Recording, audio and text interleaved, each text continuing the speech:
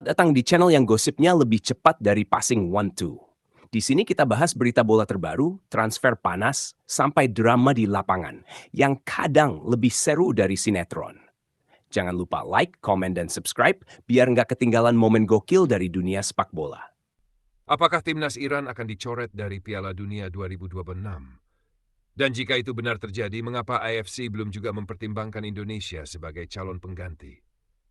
Ketegangan geopolitik antara Iran dan Amerika Serikat, salah satu tuan rumah Piala Dunia 2026, masih terus meningkat. Dalam beberapa waktu terakhir, serangan udara yang melibatkan Iran, Israel, dan AS memicu kekhawatiran akan pecahnya konflik militer skala penuh. Meski gencatan senjata sempat diumumkan, situasi tetap tidak stabil.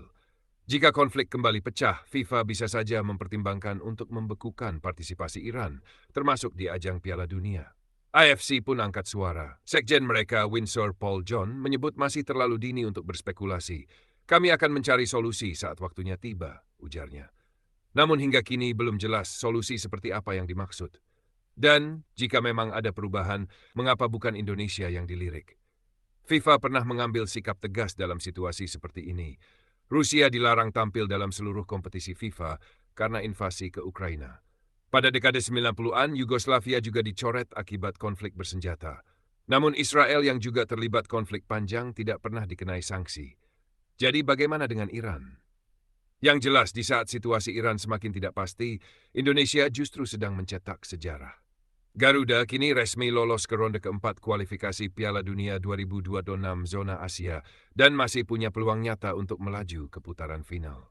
Peringkat FIFA terus naik.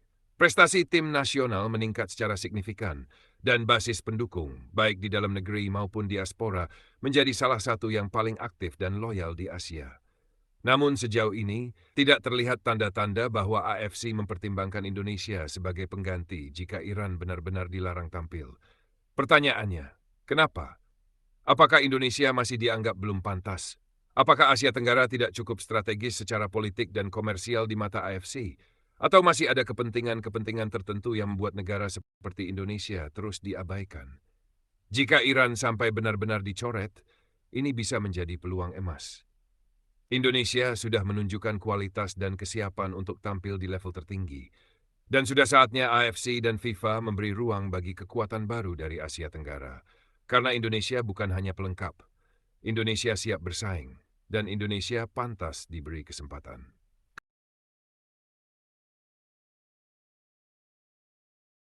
Ranking FIFA Indonesia terus menanjak, tapi tantangan sesungguhnya baru akan dimulai.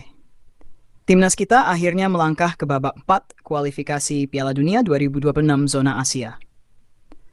Namun di babak ini Garuda akan menghadapi tembok besar, negara-negara kuat dari kawasan Timur Tengah.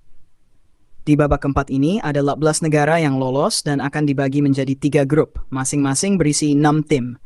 Mereka akan bertanding kandang dan tandang mulai September 2025 hingga Piala Dunia digelar resmi. Juara grup dan runner-up otomatis lolos ke Piala Dunia 2026, sedangkan peringkat 3 dan peserta akan lanjut ke babak kelima untuk memperebutkan jatah playoff. Artinya, 6 tim akan langsung lolos dan 2 lainnya masih bisa menyusul lewat jalur playoff. Lawan-lawan potensial Indonesia nanti bukan tim sembarangan. Inilah 5 wakil Timur Tengah yang kemungkinan besar akan kita hadapi.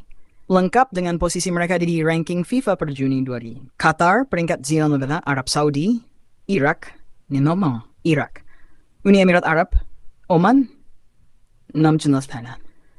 Indonesia akan menghadapi tim-tim yang secara peringkat jauh di atas. Ini akan jadi ujian nyata bagi mentalitas dan kualitas skuad Garuda. Secara pengalaman dan kualitas, Qatar dan Arab Saudi sudah pernah mencicipi panggung Piala Dunia. Tapi bukan berarti Indonesia tak punya peluang.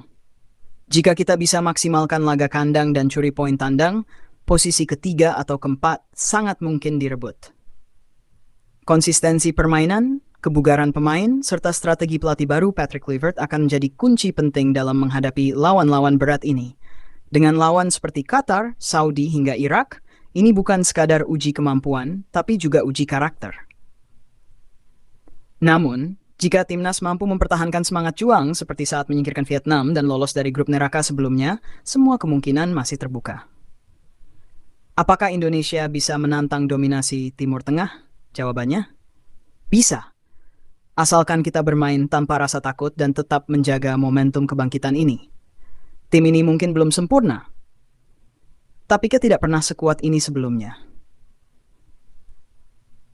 Siapa lawan terberat Indonesia di babak ini? Tulis komentar kalian di bawah. Dan jangan lupa like, share, dan subscribe untuk terus dukung Timnas Indonesia menuju Piala Dunia 2022. Baiklah, itu saja pembahasan kita kali ini. Bagi kalian yang nggak mau ketinggalan berita bola terbaru dari kami, silahkan klik tombol subscribe dan loncengnya. Dan terima kasih telah menonton, sampai jumpa guys.